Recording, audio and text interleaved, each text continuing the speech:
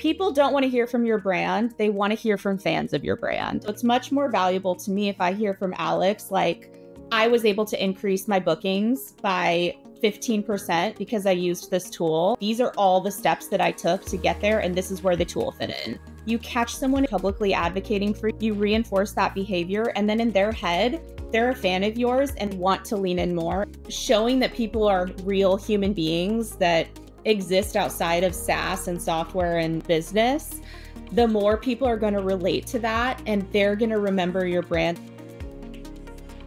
Hey Taylor, thanks so much for joining us. I'm excited to jump right in with customer marketing. How are you approaching the storytelling aspect of that? There's case studies, but there's a lot of other ways that customer stories can be told through testimonials, reviews, different social proof and UGC on platforms like LinkedIn. Oftentimes, I think the traditional way of kind of tackling a case study is you hear from sales that they have a client that wants to see a case study that looks like their business so that they can see the outcomes a business like theirs has achieved through the use of your tool. Like, that's the super basic way of approaching it.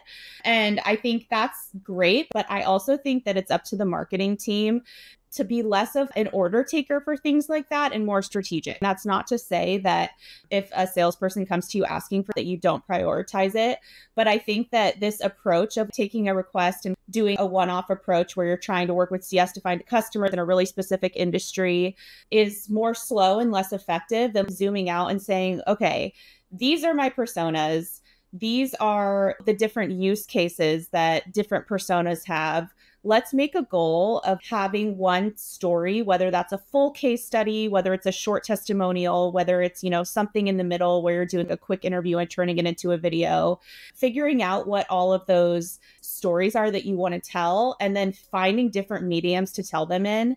I think that the best way, if you have a team that has capacity for this and you have customers that are chomping at the bit to participate, would obviously be to stick a product marketer and content marketer in an interview situation where you have that long form interview and you can produce a written version of the case study for things like SEO and just to put on your site. You can also produce a video and pull snippets out of that relevant for different social platforms.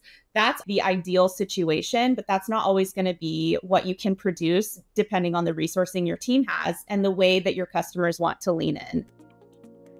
The more you can pull their voice into it and make it seem less produced and more authentic, I think that's where these more raw testimonials that we're seeing, video testimonials that we're seeing on LinkedIn, you can tell that it's not overproduced.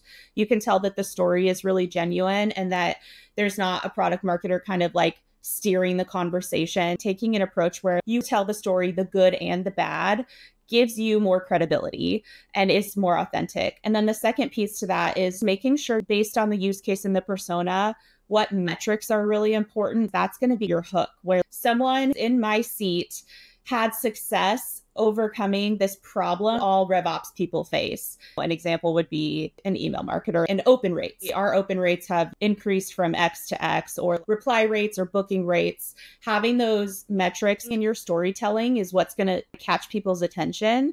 You're giving so much value to the reader by talking about the full process and then highlighting where your tool came in and helped them achieve that. Those are the types of stories where I, as a reader, can walk away with really tactical advice on how to fix my problems that your brand provided to me. I'm going to remember that relationship and I'm going to remember that little deposit of value that you gave to me.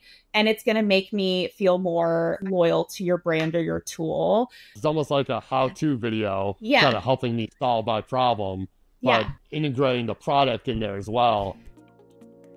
It also brings in this opportunity for virality that you wouldn't have otherwise. Brand marketing used to be let me talk about myself and my product all day and tell you how great it is. The traditional customer story approach was, let's talk about how our product had this massive impact. It's all about us. And we'll mention the customer. But things are shifting with creator economy and the way we're networking now. People don't want to hear from your brand. They want to hear from fans of your brand. It's much more valuable to me if I hear from Alex, I was able to increase my bookings by 15% because I used this tool. These are all the steps that I took to get there, and this is where the tool fit in. That story has more an opportunity for engagement, interest, sharing, that virality factor that you're not going to have if all you're doing is focusing on your product specifically and less on the customer. How do you go about identifying those customer influencers and encouraging them to share their stories? One is obviously, if you are a small team, you're not going to have the resourcing to build out this full advocacy program top to bottom to start. You have to start somewhere. I always recommend to customer marketers that are facing a situation where they need advocates and don't have them, find 10 customers that are your ideal ICP, that are happy, that have shown that they've seen value in the tool and that are willing to lean in. Reach out to them and book a 15 to 30-minute call and just talk to them about their use of your tool, about where they spend their time, how they make purchasing decisions, what their good and bad thoughts have been so far. At the end of that, talk about advocacy and say, do you advocate for tools that you use? How do you like to advocate? You're going to start building a relationship with them because you're spending time getting to know them and they're going to feel valued. This is really effective if you're starting from scratch because at the end of that call, you'll be able to tell if they're willing to lean in or not. You can kind of gauge the vibes. You'd be very surprised at the amount of times people will say, yeah, I'd love to help you out because they've built a relationship with you and now they care about your success and you can invest back into their success. Kind of decide what are all the types of stories we want to tell when we think about the sales funnel. We have little snippets you can post on LinkedIn, testimonials, reviews, things that can go on your site, whether that's on a wall of love or on a formal customer case study page, things like blogs. You can think about, oh, this is an opportunity to do some co-marketing where it's like less of a formal case study, but we're still talking about something they have expertise in, relating that back to our tool. What are all those different ways you can tell stories?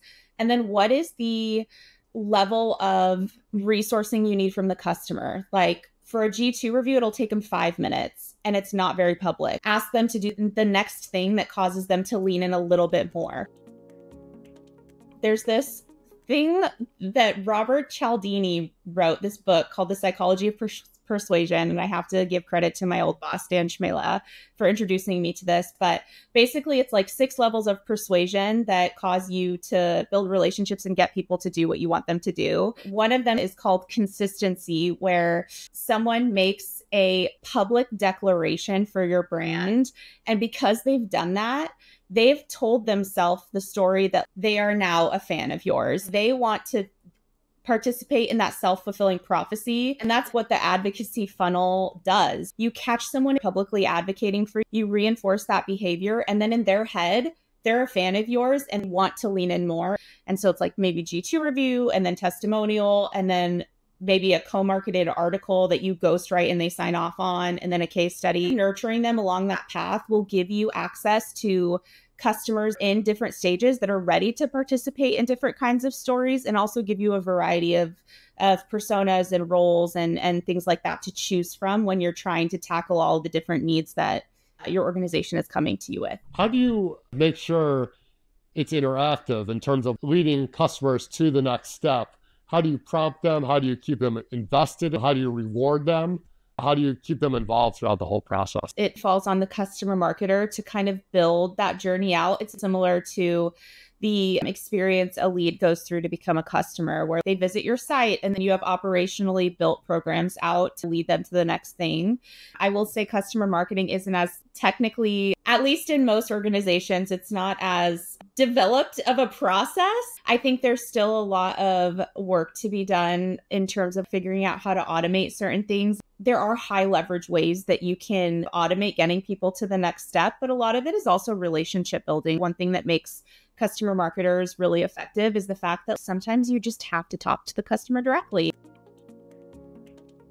I think there's also a huge opportunity within SaaS to automate some advocacy asks based on signals you're seeing in your product. Work with the product marketer or the engineering team to figure out what these aha moments are. Like if a customer meets a certain threshold, they're considered a power user. Once they've been considered a power user, can we throw up an in-app notification asking them to join our affiliate program because they've met the perceived value of our tool. And in that moment, can we ask them to do something to publicly display that they do see that value? So you can do like an affiliate ask. You can ask them to share the success they've had using the tool on LinkedIn. But the key is to really catch them in the right moment.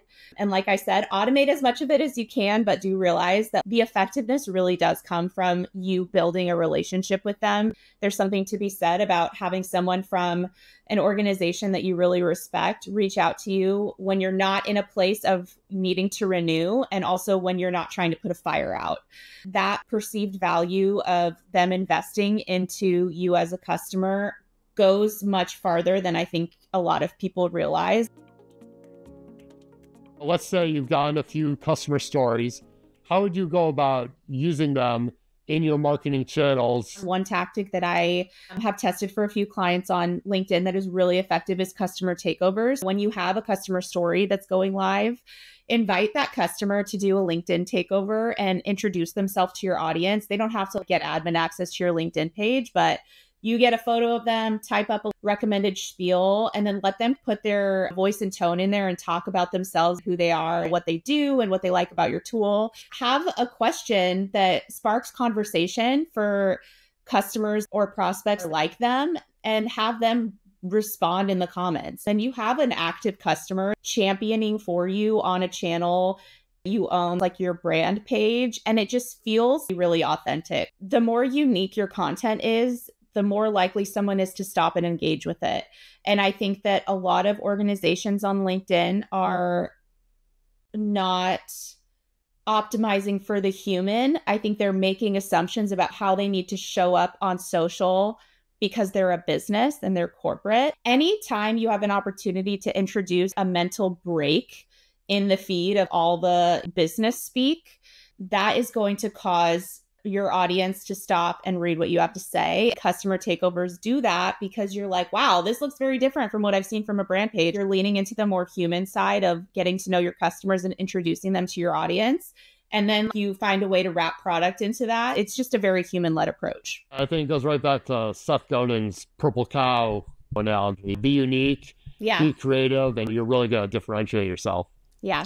Well, thanks, Tony. That was a great conversation. I really appreciate you being on. Yeah, thank you so much for having me. I'm really grateful to get to talk about this. It's something I'm really passionate about for Social Animal, but my goal with that LinkedIn page specifically is to build community for up and coming customer and community marketers that want to learn more about how to do things like case studies and customer stories and customer marketing effectively. So go give me a follow if you're interested in learning.